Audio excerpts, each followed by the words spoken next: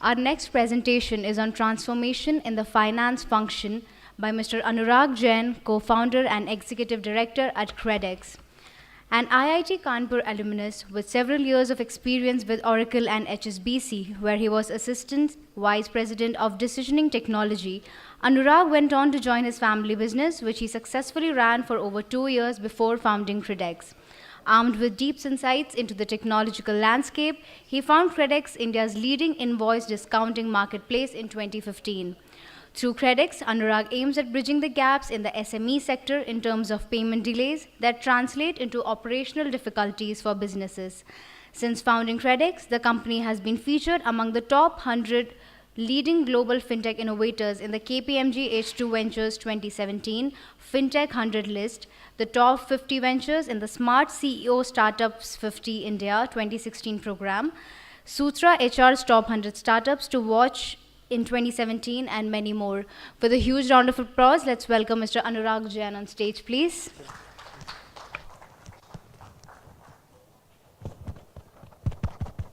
Hello.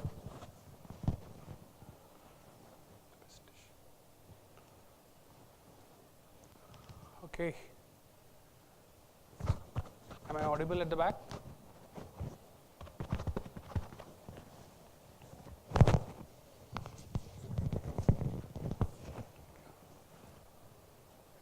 It's on. Cool. Thanks for the humble introduction. Actually, I am Anurag. I am one of the co-founders of KredX. So KredX is basically an online bill discounting platform. We help corporates with their working capital solutions and on all the sides, whether it is your receivables, payables, early payments, cash discounting, everything. So we are a one-stop solution from a working capital management perspective.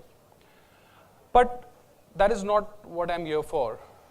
I really want to sort of bring forth some of the key disruptive models that are coming up in the industry, which is where the supply chain function as a whole is changing.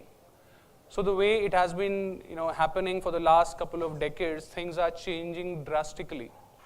So that is what I will touch upon, and that will be the theme of the presentation. I'm not here to sell anything to you. It is basically about how the supply chain finance function is changing and creating its ripples in the industry.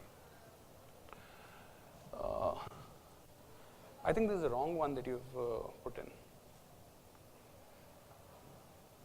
Just give me a second.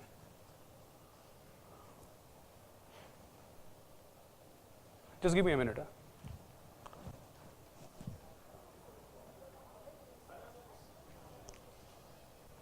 Anyways.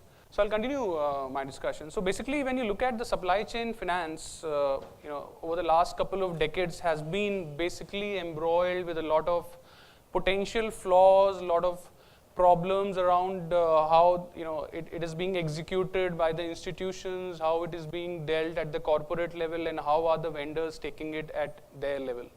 I mean, as simple things as you talk about the documentation. I mean, right from the onboarding process of your vendors, managing the requests from them by the corporates, dealing with the financial institution, getting them to fund it at the right place at the right time, and then being able to utilize it and sort of make sense of it has been, a couple of the issues surrounding the supply chain industry per se. One of the biggest problems that we have seen on the supply chain financing side is the time that any corporate takes to reconcile an invoice. And I'll give you a very recent example. We were talking to one of the the biggies from the IT sector, and it came as a surprise to us that even those guys are struggling with the reconciliation of their invoices. And there are tons of reasons around it. I mean, invoices are being scattered across the organization. Different departments are receiving the invoices. Some of them are utilizing it through scanned copies. Some of them are using physical copies, and tons of other reasons. So reconciliation of the invoices has been one of the biggest issues. Documentation is another one I touched upon. So similarly, a lot of problems have basically embroiled the whole sector. and supply chain as an industry or even invoice discounting as a product has not been the topmost product for the financial institutions to serve to their corporates. It generally comes as a secondary product that they offer later on once they have matured their relationship and when they start looking at what other things they can serve on the table. So from that perspective, what I would like to bring forth in today's discussion is how is technology driving that change? How is it that you can do away with most of these problems that I talked about and still come out with a winning medal out of it? And what are the basic models that are coming up in the industry which are changing the game at the ground level? So one of the things that I would like to start with is, when you look at the supply chain industry per se, the biggest problem has been on the operational side. So technology as an enabler, if you see, has a lot of potential to be able to take care of all those problems, and which is why technology per se is being able to create that kind of ripples in the industry. So I'll talk about a couple of models that are upcoming in the industry and which is creating that ripples for the industry as a whole. First one is the platform discounting. Now, what do you mean by platform discounting? So till now, if you've looked at bill discounting or invoice discounting as a product, it has been generally been a forte of the financial institutions. They have been very, very privy about the whole thing. They have been running this product and the supporting products around it, and they have been on top of it. But what platform discounting basically does is, so it's a marketplace model. So what it does is, on one side you have the demand, which is you have the vendors who are with larger corporates or supplying to bigger companies. I'll just quickly run through it. So I talked about all of them. When you look at the problems in the supply chain finance industry, the time for reconciliation of invoices is the biggest issue. Then you talk about documentation and response time taken by the financial institutions, because invoice per se is a perishable commodity. So if you look at a 30-day invoice, if you don't get the money in the first 4-5 days, then it's of no use to the vendor or the business, because ultimately he will be investing that money to rotate that capital. And I mentioned technology is definitely revolutionizing the supply chain finance part of it. So these are the models that we will pick up in today's discussion, and the first one I've already started talking about it.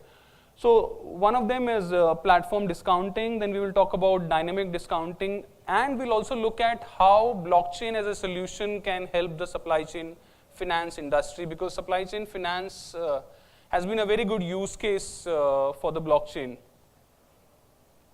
So talking about platform discounting, what it essentially means is the vendor wants to sell his receivables to an entity who is willing to fund them for a certain time period.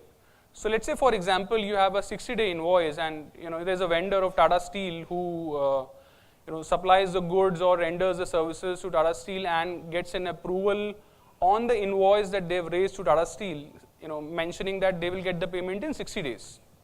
So in a typical case, when you have a 60-day turnover time period from the corporate, you can roll the money 6 number of times in a year, given that you're getting the money back after 2 months. But what he can do now is, he can come to these marketplaces where he can actually offer to sell this invoice at a discount. So let's say a 100 rupee invoice, you're selling it at 98 rupees, you're ready to sell it at 98 rupees. And you have financiers or investors on the other side who are actually willing to pick it up. And what these marketplaces are doing, they are basically facilitating the entire fund flow, and basically they own the customer experience in a way that you are able to sell it and get the money immediately. So now the same vendor who was getting his money after 60 days is able to get back the money in 2 days. And he gets the money immediately, he's able to roll it, God knows, more than 100 times in a year. So he looks at it more from a costing perspective rather than looking at it, more from an interest rate perspective. So the vendor is satisfied, he got his money in 2 days, which he was supposed to get in 60 days at a cost. What is in it for the investor? The investors are able to get a better yield on their surplus funds that they have, and they are able to deploy those funds for a period of 30, 60 or 90 days. So it's a short-term thing, it rolls more number of times and you're able to get the feel of it, whether it works or not in, as high as 90-day period.